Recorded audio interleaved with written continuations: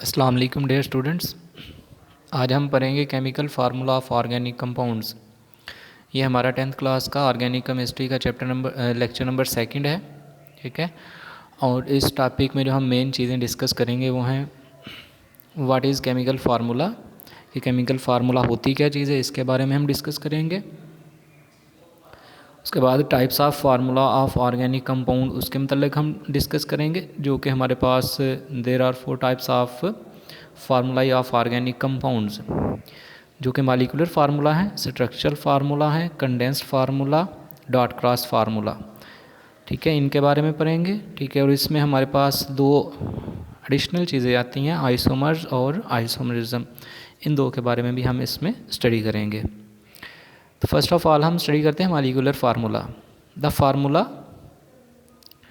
Formula which represents the actual number of atoms in a molecule of organic compound is called molecular formula. मतलब कि ये formula हमें बताता है कि किसी भी मॉलिक्यूल में मौजूद जो हमारे पास टोटल एटम्स हैं उनकी तादाद कितनी है। ठीक है, और कौन कौन से एटम इसमें शामिल हैं। जिस तरह से हम एग्जांपल में देख सकते हैं कि हमारे पास ब्यूटेन, ठीक है, इसका मॉलिक्यूलर फार्मूला हमारे पास C4H10 है। ठीक है, तो ये हमारे पास इस बता रहा है कि हमारे पास कार्बन ब्यूटेन में कितने हैं, 4, और हाइड्रोजन कितने हैं, 10 हैं। ठीक है, तो हमारे पास जो फार्मूला किसी भी कंपाउंड में मौजूद एटम्स की एक्चुअल नंबर के बारे में बताता है, उसको हम नाम देते हैं मॉलिक्यूलर फार्मूला। इस तरह से बेंजीन में हमारे पास बताता है कि कार्बन एटम्स कितने हैं, 6 हैं, और 6 ही क्या है, हाइड्रोजन, और टोटल एटम्स हमारे पास कितने हैं, 12 है। ठीक है, total number of atom present in a molecule is called its atomicity. ठीक है, कि कोई पूछ ले आप लोगों से कि एटॉमिसिटी क्या होती है, तो आप लोगों ने बताना है कि किसी भी मॉलिक्यूल में जो टोटल एटम्स प्रेजेंट होते हैं, ठीक है, उनको हम नाम देते हैं उसकी एटॉमिसिटी का। ठीक है, ये इसकी पहली टाइप थी हमारे पास केमिकल फार्मूला की, मॉलिक्यूलर फार्मूला। और सेकंड है हमारे पास स्ट्रक्चरल फार्मूला।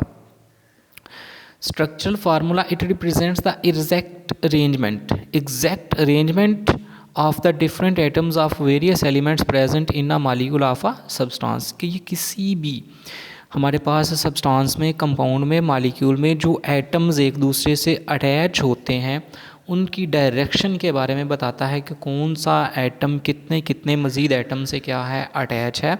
जिस तरह से हम देख सकते हैं कि जो ईथेन है हमारे पास, यहाँ पे ईथेन हमारे पास एक कार्बन दूसरे कार्बन के साथ सिंगल बॉन्ड के ज़रिए अटैच है, फिर हर एक कार्बन मज़ीद आगे सिंगल बॉन्ड के ज़रिए 3 हाइड्रोजन के साथ क्या है, अटैच है। इस तरह से प्रोपेन में भी आप लोग देख सकते हैं और ब्यूटेन में भी देख सकते हैं। अब बॉन्ड यहाँ पे जो मेन डिफ़िकल्टी आती है वो ये है कि हमारे पास बॉन्ड को तो हम शो कर लेते हैं, लेकिन हमें पता नहीं चलता कि सिंगल बॉन्ड को हमने किस तरह से ज़ाहिर करना है, डबल बॉन्ड को या ट्रिपल बॉन्ड को हमने किस तरह से ज़ाहिर करना है।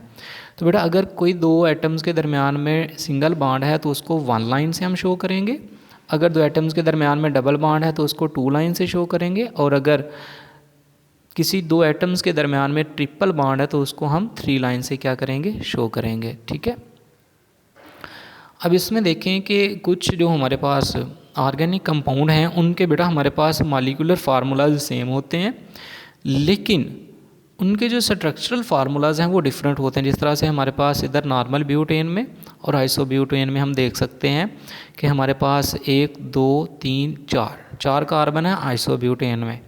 नॉर्मल ब्यूटेन में भी 1 2 3 और 4 कार्बन है। ठीक है, हाइड्रोजन काउंट कर लेते हैं, 3 और 2 कितने हो गए, 5, और 2 7 और 3 10 हाइड्रोजन है इधर, और इधर भी कितने हैं, 3 और 3 6 और 3 9 और 1 10। यहाँ पे देखें कि हमारे पास दोनों तरफ एटम्स की तादाद सेम है, लेकिन हमारे पास इनकी अरेंजमेंट डिफरेंट है कि यहाँ पे वो स्ट्रेट चेन में लिंक है और यहाँ पे वो किस में लिंक है, ब्रांच चेन में लिंक है। ठीक है, तो जहाँ पे वो ब्रांच चेन में लिंक है उधर हमने उसको नाम दे दिया आइसोब्यूटेन का, और जहाँ पे स्ट्रेट चेन में लिंक है उसको हमने नाम दे दिया है नॉर्मल ब्यूटेन का। ठीक है, वैसे अगर हम इसका आयुपैक नेम लिखेंगे आइसोब्यूटेन का तो वो हमारे पास कहलाएगा 2 मिथाइल प्रोपेन। ये फिर हमारे पास ब्यूटेन नहीं रहेगी, ये हमारे पास प्रोपेन बन जाएगी। ठीक है, तो some organic compounds have same molecular formula but different structural formula are called isomers and this phenomena is called isomerism। कि ये जो कंपाउंड हैं ये एक दूसरे के आइसोमर्स हैं, ठीक है, और इस फिनोमिने को हम किस चीज़ का नाम देते हैं, आइसोमरिज्म का नाम देते हैं। नेक्स्ट हमारे पास जो है वो है condensed formula. Condensed formula that indicates the group of atoms joined together to each carbon atom in a straight chain or a branch chain, यानी कि बताता है कि हर एक कार्बन के साथ कितने कितने एटम या हमारे पास ग्रुप ऑफ एटम्स अटैच हैं, उसको हम नाम देते हैं कंडेंस्ड फार्मूला। यहाँ पे देखें कि हर एटम जो है मॉलिक्यूल में हमारे पास वो अलग-अलग से हमने ज़ाहिर किया हुआ है सिंगल बॉन्ड के ज़रिए, लेकिन यहाँ पे उनको हमने इकट्ठा करके लिख दिया है। ये ब्यूटेन है, ये हमारे पास 2-मिथाइल प्रोपेन, ठीक है, जो आइसोब्यूटेन थी हमारे पास, ये इसका आईयूपैक नेम है। इस तरह से नीचे भी एग्जांपल दी हुई है हमारे पास मेथॉक्सी मीथेन की या डाई मिथाइल ईथर भी इसको नाम देते हैं, एथेनॉल की भी हमारे पास एग्जांपल दी हुई है जी। नेक्स्ट है हमारे पास इलेक्ट्रॉनिक और डॉट क्रॉस फार्मूला जी।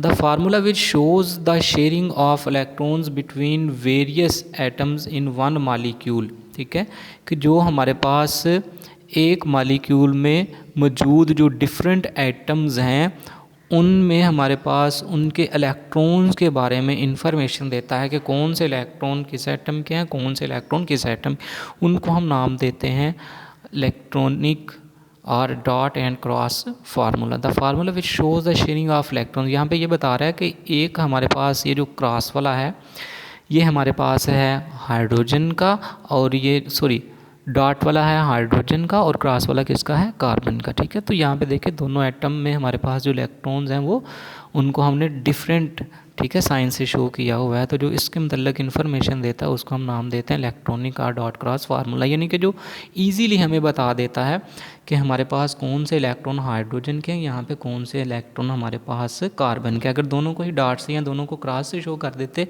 तो हमें फिर मालूम नहीं होना था कि इनमें से कौन सा हमारे पास इलेक्ट्रॉन हाइड्रोजन का है और कौन सा हमारे पास कार्बन का है। तो जब उनको हम एक स्पेसिफिक साइन से डिनोट करते हैं तो उससे इजीली पता चल जाता है कि हमारे पास कौन सा इलेक्ट्रॉन कार्बन का है और कौन सा हाइड्रोजन का। यहाँ से देखने से पता चल रहा है कि डॉट वाले हाइड्रोजन के हैं और क्रॉस वाले किसके हैं, हमारे पास कार्बन के हैं, ठीक है। तो ये हमारा आज का टॉपिक था। तो इनको हम दोबारा से रिवाइज़ करते हैं कि इसमें मेन पॉइंट्स हमने डिस्कस किए कि इसकी 4 टाइप्स हमने डिस्कस की, ठीक है, और फिर हमने चारों टाइप्स के बाद आइसोमर्स और आइसोमरिज्म को भी देखा। तो आई होप कि आपको इसकी समझ आ गई होगी। तो जैसे बेटा आप लोगों को मालूम है कि कोविड-19 चल रहा है, तो हमें अपनी सेहत की हिफाजत करनी चाहिए, ठीक है, और जितना मुमकिन हो सके हमें आइसोलेशन में ही रहना चाहिए, एक दूसरे से हमें अलहदा ही रहना चाहिए।